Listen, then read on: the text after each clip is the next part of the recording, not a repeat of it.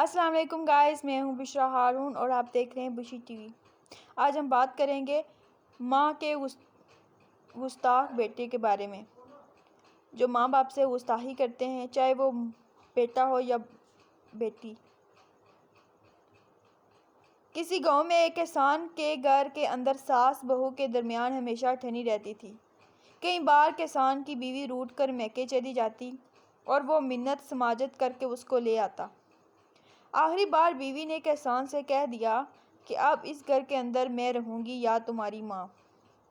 کسان اپنی بیوی پر لٹو تھا۔ اس نادان نے دل ہی دل میں طے کر لیا کہ روز روز کے جھگڑے کا حل یہی ہے کہ ماں کو راستے سے ہٹا دیا جائے۔ چنانچہ ایک بار وہ کسی ہیلے سے ماں کو اپنے گنے کے کھیت میں لے گیا۔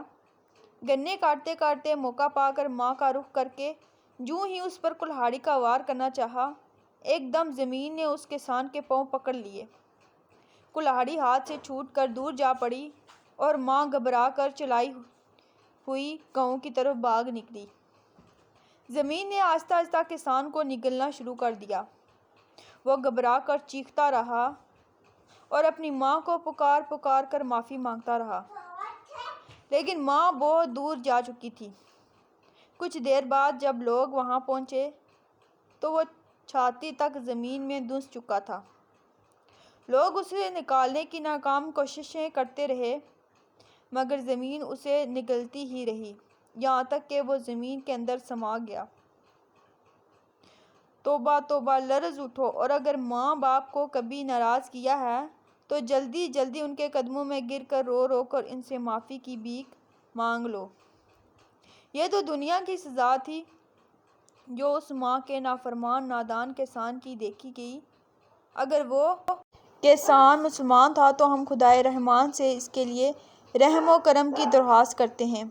دنیا کی سزا جب ناقابل برداشت ہوا کرتی ہے تو آخرت کی سزا کیسے سہی جا سکے گی؟